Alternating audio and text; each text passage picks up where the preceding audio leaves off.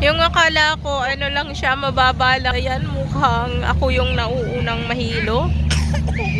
Ay, habang pataas siya ng pataas, parang bumibili siya ng bumibilis. Ayan. Hi! Parang ako yung sisigaw. Grabe siya. Pataas na. Sobra ng mataas. Tapos, tingnan natin pababa. Ay.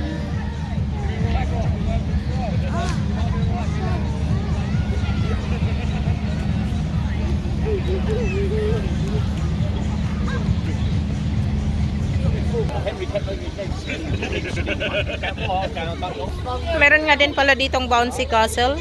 Ayan. Pwedeng magdala ng aso. Ayan. 5 for 20 minutes. Ayan, 5 pounds for 20 minutes na maglalaro yung mga bata.